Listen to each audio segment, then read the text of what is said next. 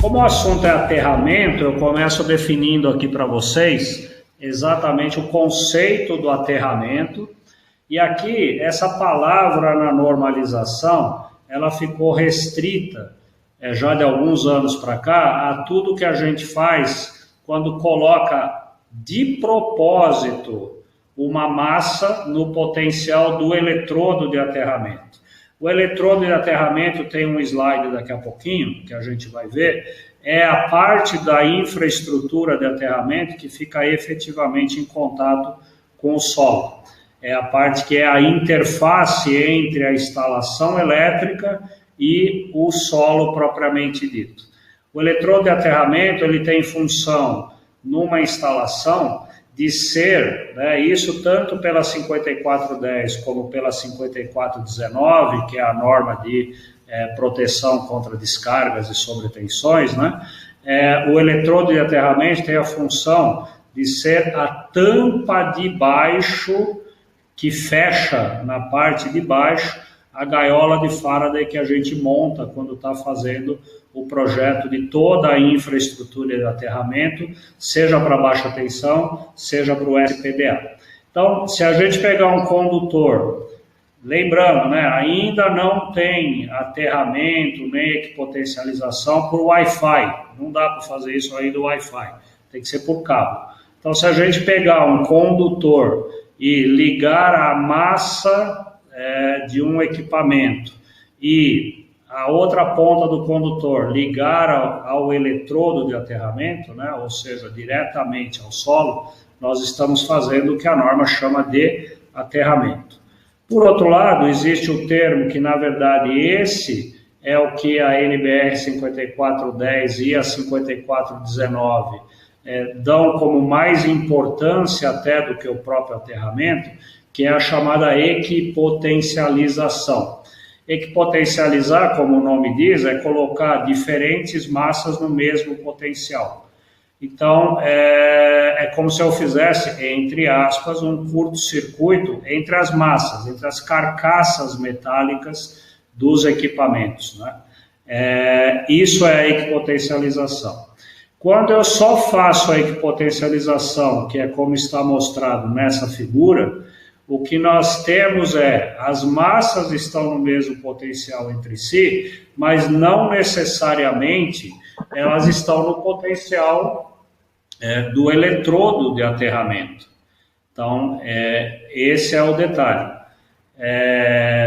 Pode, portanto, existir uma diferença de potencial entre as massas e o eletrodo de aterramento. Essa é uma situação que acontece, por exemplo, num avião voando. Lá em cima, as massas do avião, elas estão equipotencializadas. E, obviamente, não existe nenhum cabo ligando o avião voando ao eletrodo de aterramento. Então, existe efetivamente uma diferença de potencial no avião voando entre as massas e o solo, e o eletrodo de aterramento. E até aí isso não quer dizer nada, o avião continua funcionando muito bem, obrigado, e é assim que ele vai funcionar adequadamente, através da equipotencialização. Então, para que as coisas funcionem adequadamente, a equipotencialização é o item mais importante. Quando a gente consegue fazer, além da equipotencialização, o aterramento, nós temos o melhor dos mundos. Então, além de colocar as massas no mesmo potencial entre si, a gente ainda liga essas massas ao eletrodo de aterramento, tentando com isso colocar as massas o mais próximo possível do potencial do eletrodo de aterramento, que, sob condições normais, por definição, está no potencial zero. Então, esse é o melhor dos mundos, numa instalação elétrica, qualquer, seja residencial, uma casinha de cachorro com LED, até uma mega siderúrgica, não importa. Seria conseguir equipotencializar as massas e realizar o aterramento. Isso a gente estaria no mundo ideal da nossa instalação elétrica. Quando nós conseguimos fazer isso, aparece então essa figurinha que resume os principais componentes de um sistema de aterramento e equipotencialização. Olhando aqui na figurinha de baixo para cima, o elemento 1 aí é o eletrodo de aterramento. Nós já vamos, o próximo slide é para falar especificamente desse eletrodo. Então, o slide número 1, o componente número 1 é o eletrodo de aterramento. Ligado ao eletrodo de aterramento sai um chamado condutor de aterramento, que chega no coração já agora na instalação propriamente dita, situado em algum ponto da edificação fora do solo. O primeiro elemento da infraestrutura de aterramento é o chamado BEP, que é o barramento de equipotencialização principal. Então, o BEP é o componente da instalação que, através do condutor de aterramento, se liga com o eletrodo de aterramento. E do BEP saem todos os condutores de equipotencialização da instalação elétrica. E esses condutores de equipotencialização, lembrando agora, como eles não estão ligados direto ao eletrodo, os condutores que saem do BEP não se chamam mais de aterramento, chamam condutores de equipotencialização. E aí, dependendo da função desse condutor de equipotencialização, eles recebem um nome diferente. Mas lembrando que isso é só terminologia, ele é um condutor de equipotencialização. Mas os nomes são os seguintes: se ele olhando aí na figurinha, qualquer condutor de equipotencialização que sai diretamente do BEP, ok? No caso aí, esse número 4 da figurinha, é um condutor que sai do BEP e vai ligar a um elemento condutor estranho à instalação elétrica. Esse elemento condutor estranho à instalação pode ser uma tubulação metálica de água, de gás, de esgoto, pode ser um duto de ar-condicionado, pode ser caixilho de janela, caixilho de portão, enfim. São elementos condutores, eles conduzem eletricidade, mas dentro deles não tem um componente elétrico, não é um motor, não é uma lâmpada, enfim. Eles são coisas que conduzem a eletricidade, mas eles não têm nada a priori diretamente a ver com a instalação elétrica. Mas podem estar sujeitos a um potencial diferente. No caso de uma descarga atmosférica, no caso de um defeito, enfim.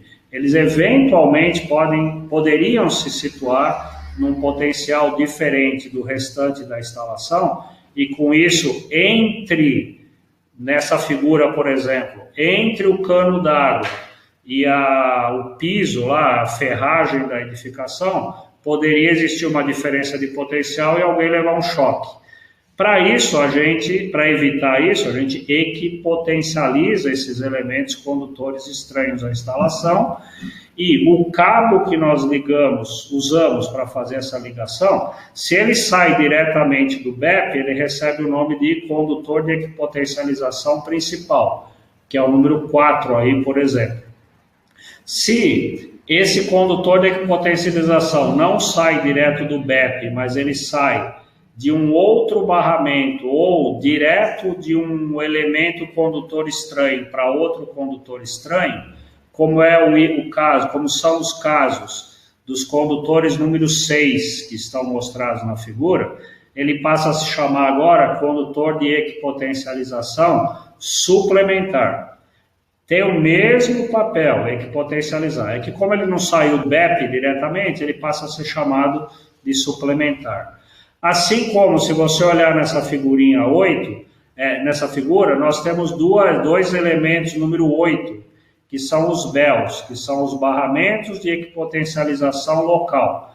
São barramentos para equipotencializar, mas como eles não são o principal, até porque numa instalação só existe um barramento de equipotencialização principal, como eles não são o barramento principal, eles passam a ser chamados de BEL, barramentos de equipotencialização local, e uma instalação pode ter tantos BELs quanto forem necessários. Quem define isso é o projetista na hora que está concebendo a infraestrutura de aterramento.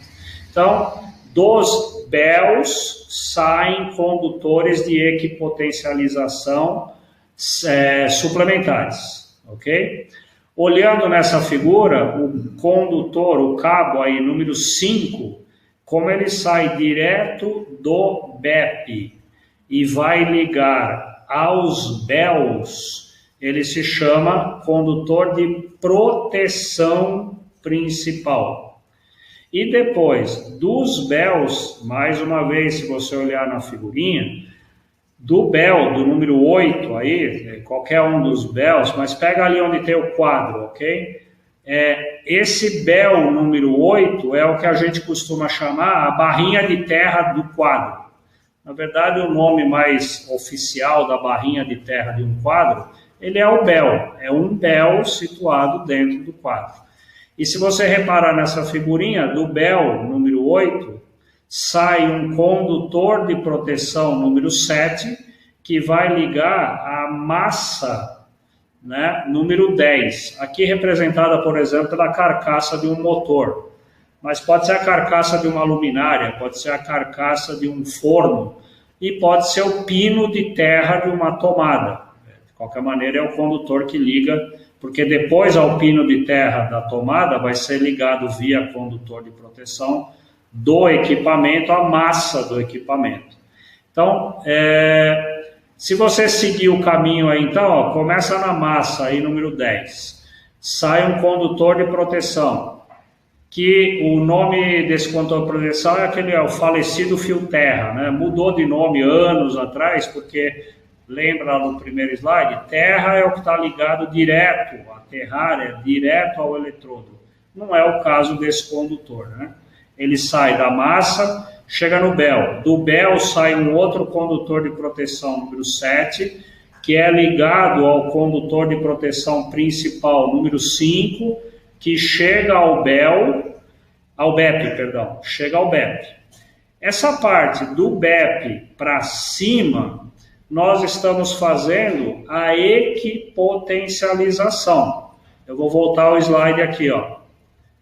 Essa parte, ó, tá vendo o slide aí? Do BEL para cima, do BEP, para cima, nós estamos fazendo equipotencialização. Estamos interligando as massas, e nesse caso de carona, os elementos condutores estranhos à instalação, entre si. Se parasse no BEP, a gente teria uma instalação apenas equipotencializada. Para a gente fazer o aterramento, olhando aí para a figurinha, é preciso ligar as massas ao eletrodo. E como é que nós vamos fazer isso? Chegando aqui no BEP, no número 3, saímos com o condutor de aterramento e ligamos ao eletrodo. Então, essa parte, o 3, o 2 com o 1, é o aterramento da instalação. Então, essa figura completa, nós fizemos o aterramento usando o 1, o 2 e o 3, e fizemos a equipotencialização usando do 4 até o 10. Como a gente conseguiu fazer isso tudo junto, essa instalação dessa figura, ela está aterrada e equipotencializada. Portanto, como eu disse antes, o melhor dos mundos. A NBR 5410, e não é o objetivo desse webinar de hoje, a NBR 5410 determina para cada um desses elementos a sua seleção, o seu dimensionamento, qual é a seção dos cabos, enfim, a 5410 detalha todos esses componentes. Como eu disse, não é o objetivo desse nosso webinar express aqui da hora do almoço de hoje. Mas eu queria falar só um pouquinho do 1, que é o eletrodo de aterramento, onde, como diz o Arnaldo César Coelho, a norma é clara. Ela diz para a gente aqui quais são os tipos de eletrodo de aterramento que a NBR 5410 permite para ser utilizado nas instalações. E ela dá a ordem dos eletrodos de aterramento, começando pelo item A, onde ela diz que a preferência da 5410 é que o eletrodo seja feito usando as próprias armaduras de ferro, de aço, do concreto das fundações. Então, quando o pessoal está fazendo a fundação do prédio, eles têm todas aquelas armaduras de ferro, de aço enterradas. Essas armaduras são naturalmente o melhor eletrodo de aterramento que existe. Óbvio, é a armadura, é a ferragem imersa no concreto que vai estar lá a 10, 15, 20, 30, 50 metros de profundidade, dependendo de cada edificação. Então, no momento que está sendo feita essa armadura, entra o pessoal da elétrica, fazendo ou por conexão mecânica, usando conectores bimetálicos e devidamente protegidos contra a corrosão, ou o mundo ideal, solda exotérmica, solda um condutor de cobre, por exemplo, nessa armadura de aço, e soba e leva esse condutor de aterramento, que foi soldado lá embaixo, até o ponto onde foi definido pelo projetista, que vai estar localizado o BEP. Então, se você lembrar da figurinha, o 1 é a armadura de concreto, o 2 é esse cabo que vai ser soldado ou ligado por conector à ferragem, e levando esse cabo até o 3, que é o BEP que foi definido, vai estar lá em algum lugar na edificação. Não sendo possível, ou seja lá qual for o motivo, que não foi usada a armadura, a próxima preferência da norma é que no nível dessa armadura do concreto, de preferência imerso no próprio concreto, usar fitas, barras ou cabo metálico. Se não der ainda para fazer isso, a alternativa C é o mais fundo possível, lá no nível das fundações.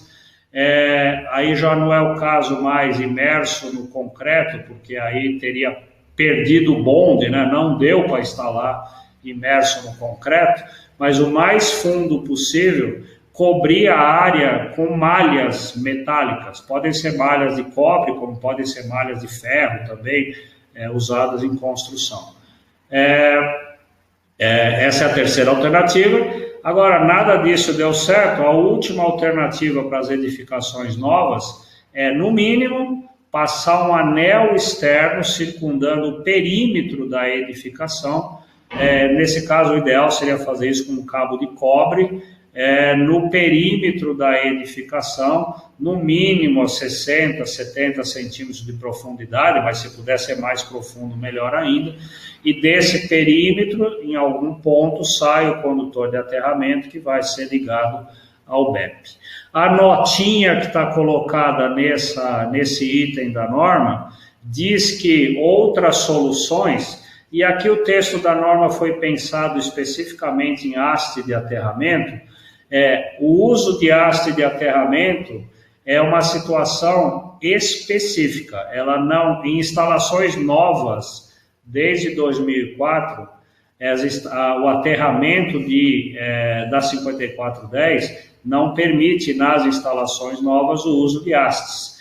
Ela só é admitida em instalações temporárias, como, por exemplo, circo, canteiro de obra, um palco para show, enfim, e na reforma de instalações, quando não der. Não tem sentido numa reforma ficar quebrando o piso para ir lá tentar chegar nas fundações para lhe fazer uma ligação do eletrodo. Então, não é o caso. Então, numa reforma, quando as 4 alternativas anteriores não forem possíveis, a norma, então, permite o uso de outras soluções, destacadamente o uso de hastes de aterramento. Então, nessa altura do campeonato, o que a gente tem feito? A gente chegou aqui, já falamos ali da infraestrutura, colocamos o eletrodo de aterramento numa das formas permitidas pela 5410, ligamos através de um condutor de aterramento ao BEP. Muito bem. Isso nós estamos falando que é a infraestrutura de aterramento da instalação. é da casa, é do prédio, é da indústria, enfim, é a infraestrutura da instalação. O que tem a ver essa foto de um veículo elétrico abastecendo numa calçada da Europa? Ok? Isso tem a ver com o próximo slide, onde eu encerro a minha apresentação e abro para perguntas daqui a pouco. O que nós estamos olhando nessa figurinha é, de um lado, parado na rua, um veículo elétrico. Do outro lado, na calçada, é um posto de abastecimento de veículo elétrico. Bom, o carro elétrico foi feito conforme norma de carro elétrico. Então, esse carrinho aí, ele foi fabricado lá, atendendo uma normalização técnica qualquer, e ele tem toda a parte elétrica dele, definida na norma de veículo elétrico, que trata de o que tem que ter num veículo elétrico, na parte elétrica, para que esse carro funcione adequadamente. Muito bem. Na calçada, tem um posto de abastecimento de veículo elétrico, um eletroposto, que a gente costuma dizer. Bom, o eletroposto, por sua vez, tem uma norma de instalação, tem procedimentos de projeto, instalação, etc., do eletroposto. É uma outra norma, não tem nada a ver com a norma do veículo elétrico. Só que, como você está olhando aí na figura, tem um momento que o veículo elétrico precisa parar na frente de um eletroposto para ser abastecido eletricamente. E aí, como vocês veem na figurinha, tem um cabo ligando o eletroposto ao veículo elétrico. Esse cabo aí só vai dar certo, essa operação que nós estamos vendo, essa foto, só vai funcionar adequadamente, por exemplo, se a tomada que está colocada ali no carro for compatível com o plug que está vindo do eletroposto grudado no cabo, ok?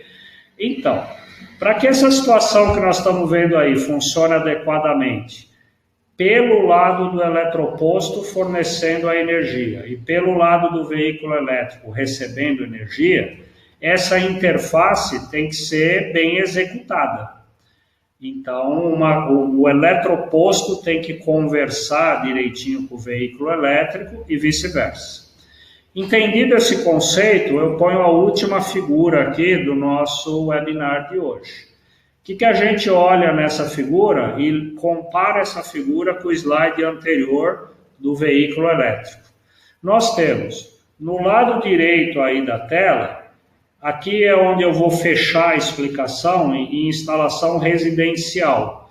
Mas esse conceito vale de novo para uma indústria, enfim, para qualquer consumidor. Mas aqui, só para simplificar e justificar o título da nossa apresentação, vamos fechar o caso do desenho de uma casa. Okay?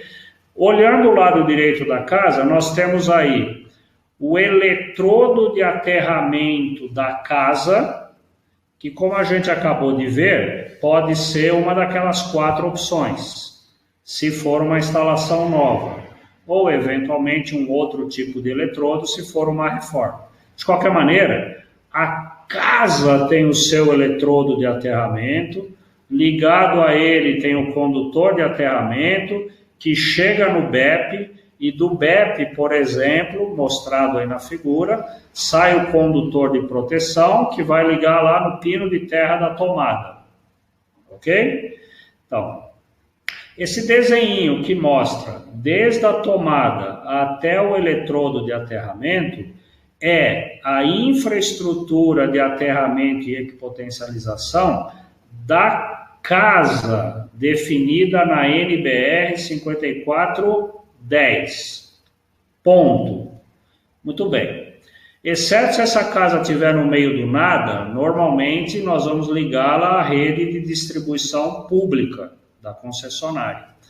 A rede de distribuição pública, que nessa figura tem o papel do eletroposto da outra figura, está aí do lado esquerdo. A concessionária, a distribuidora de energia, tem o chamado padrão de entrada, que é definido por ela. Como você faz um padrão de entrada, você tem que seguir as orientações da distribuidora, da concessionária. É como se você estivesse construindo nessa obra o eletroposto. Então você segue as ordens da concessionária. E no caso da concessionária, ela manda, conforme está dito aí, mostrado na figurinha, ela manda você ligar o padrão de entrada, o aterramento do padrão de entrada. Todas as concessionárias do Brasil utilizam como eletrodo de aterramento uma haste de aterramento. Depende da concessionária, às vezes são 2 hastes, 3 hastes, mas enfim. No padrão da concessionária, que é o eletroposto da figura anterior, é usada haste de aterramento via de regra. Agora, para fechar o conceito, nós estamos olhando para essa figura assim. Do lado esquerdo, que é o padrão da concessionária, que é como se fosse o eletroposto. Do lado direito, nós temos a casa, feita conforme a 5410, que é como se fosse o veículo. Bom, nós temos que plugar agora a casa, que é o veículo, no padrão de entrada, que é o eletroposto. Como é que a gente pluga isso? A gente pluga usando, por um lado, os condutores de fase e neutro, ok? E o que ficou aqui nessa figura, eu quis mostrar como é que a gente pluga os 2 aterramentos, o da concessionária com o do nosso eletrodo de aterramento. Quem liga um ao outro é o neutro, porque a concessionária manda aterrar o neutro no padrão de entrada, lá na haste do padrão. E a 5410 manda ligar o neutro que vem da concessionária ao BEP. Então, quem está interligando o eletrodo de aterramento da instalação ao eletrodo de aterramento do padrão é o neutro. Como o neutro, nesse caso, tem a função de condutor de proteção, interligando os 2 eletrodos de aterramento, ele passa a se chamar condutor PEM. Ele tem a função de equipotencialização, né, de proteção, e tem a função de neutro. Então, o PEM é o cara que pluga o eletrodo de aterramento da concessionária ao eletrodo de aterramento da instalação. O detalhe aqui é o seguinte, pessoal, não pode, a 5410 não permite que use o eletrodo de aterramento do padrão como sendo o eletrodo de aterramento da casa. O padrão, é o eletroposto. A casa é a casa, ela tem o seu aterramento, que é uma daquelas 4 opções. Quem pluga um ao outro é o PEM.